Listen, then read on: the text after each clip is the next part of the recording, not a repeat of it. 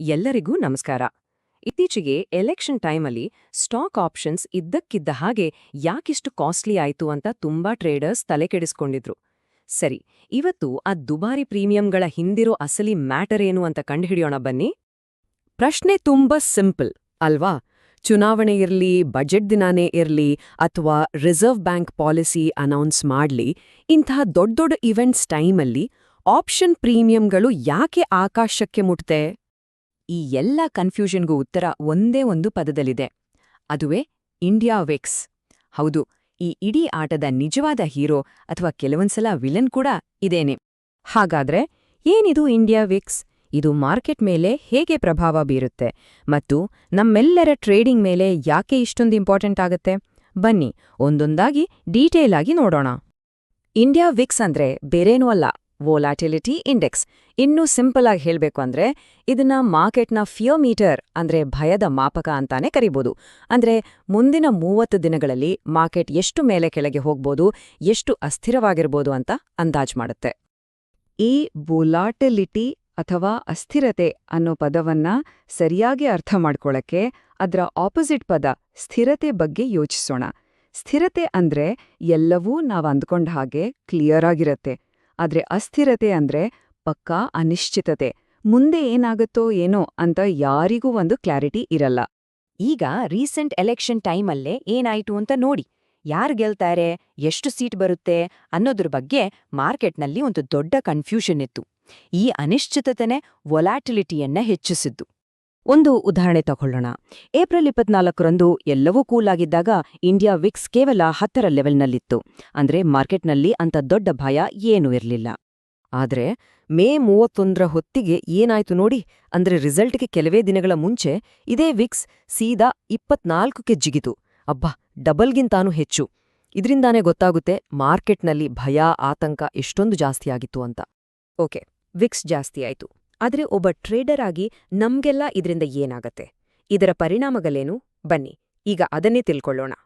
ನೋಡಿ, Vicks ಜಾಸ್ತಿಯಾದಾಗ option ಪ್ರೀಮಿಯಂಗಳು ಕೂಡ rocket ತರ ಮೇಲೆ ಹೋಗುತ್ತೆ. ಇದಕ್ಕೆ 2 ಮೇನ್ ಕಾರಣ ಇದೆ.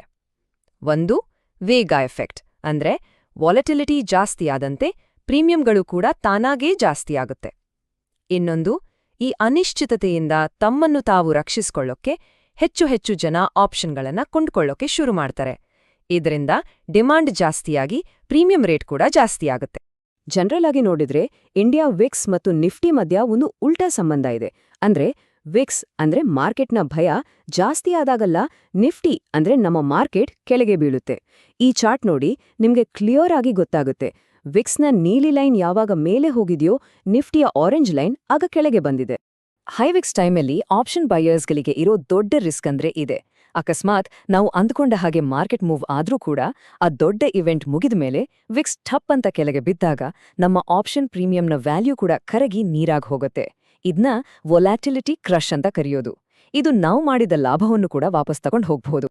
ಹಾಗಾದ್ರೆ ಇಂತಹ ಹೈ ವಾಲಟಿಲಿಟಿ ಕಂಡೀಷನ್ನಲ್ಲಿ ಟ್ರೇಡ್ ಮಾಡೋದು ಹೇಗೆ? ಸುಮ್ಮನಿರೋದೇ ಒಳ್ಳೇದಾ ಅಥವಾ ಏನಾದ್ರೂ ಸ್ಮಾರ್ಟ್ ಸ್ಟ್ರಾಟಜಿ ಇದೆಯಾ? ನೋಡೋಣ ಬನ್ನಿ. ಇಲ್ಲಿ ಮೇನ್ ಆಗಿ 3 ದಾರಿಗಳಿವೆ. ನಂಬರ್ 1, ಆ ದೊಡ್ಡ ಇವೆಂಟ್ ನಡೆಯೋಕ್ಕೂ ಮುಂಚೆನೇ ಪ್ರಾಫಿಟ್ ಬುಕ್ ಮಾಡಿ ನಿಮ್ಮ ಪೊಸಿಷನ್ನಿಂದ ಹೊರಗೆ ಬರೋದು. ನಂಬರ್ 2, ಇವೆಂಟ್ ಎಲ್ಲ ಮುಗಿದ್ಮೇಲೆ ವಾಲಿಟಿಲಿಟಿ ತಣ್ಣಗ್ ಆದ್ಮೇಲೆ ಟ್ರೇಡ್ ಮಾಡೋದು. ಅಥವಾ ನಂಬರ್ 3, ಆಪ್ಷನ್ ಸೆಲ್ಲಿಂಗ್ ಕಡೆಗೆ ಗಮನ ಕೊಡೋದು. ಷೇರು ಮಾರುಕಟ್ಟೆಯಲ್ಲಿ ಒಂದು ಫೇಮಸ್ ಮಾತಿದೆ, by the rumour, sell the news. ಅಂದ್ರೆ ವದಂತಿ ಇದ್ದಾಗ ಕೊಂಡುಕೋ, ಸುದ್ದಿ ಬಂದಾಗ ಮಾರಿಬಿಡು ಅಂತ. ಇದು ಇಲ್ಲಿಗೆ ಪರ್ಫೆಕ್ಟ್ ಆಗಿ ಸೆಟ್ ಆಗತ್ತೆ. ಈವೆಂಟ್ಗೂ ಮುಂಚೆ ಇರೋ ಅನಿಶ್ಚಿತತೆಯಿಂದ ಹೆಚ್ಚಾಗಿರೋ ಪ್ರೀಮಿಯಂನ ಲಾಭ ತಗೊಂಡು ಈವೆಂಟ್ ನಡೆಯೋಕ್ಕೂ ಮುಂಚೆನೇ ಎಕ್ಸಿಟ್ ಆಗೋದು ಒಂದು ಜಾಣತನದ ಸ್ಟ್ರಾಟಜಿ. ಇನ್ನು 3ನೇ ಸ್ಟ್ರಾಟಜಿ ಆಪ್ಷನ್ ಸೆಲ್ಲಿಂಗ್. ಗೊತ್ತಾ? ಆಪ್ಷನ್ ಸೆಲ್ಲರ್ಗಳಿಗೆ ಈ ಜಾಸ್ತಿ ಪ್ರೀಮಿಯಂ ಅಂದ್ರೆ ಹಬ್ಬ. ಯಾಕಂದ್ರೆ ಇವೆಂಟ್ ಮುಗಿದ್ಮೇಲೆ ವಿಕ್ಸ್ ಕೆಳಗೆ ಬಿದ್ದಾಗ ಈ ದುಬಾರಿ ಪ್ರೀಮಿಯಂಗಳು ತುಂಬಾನೇ ಫಾಸ್ಟ್ ಆಗಿ ಕರಗುತ್ತೆ. ಆ ಕರಗೋ ಪ್ರೀಮಿಯಂ ನೇರವಾಗಿ ಆಪ್ಷನ್ ಸೆಲ್ಲರ್ಗಳ ಜೇಬಿಗೆ ಹೋಗುತ್ತೆ.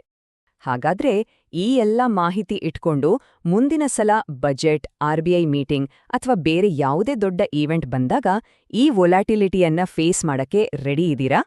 ಮಾರ್ಕೆಟ್ಟಿನ ಈ ಭಯದ ಮಾಪಕವನ್ನ ನಿಮ್ಮ ಅನುಕೂಲಕ್ಕೆ ಬಳಸ್ಕೊಳ್ಳೋಕೆ ರೆಡಿ ಇದೀರಾ? ಖಂಡಿತ ಯೋಚನೆ ಮಾಡಿ.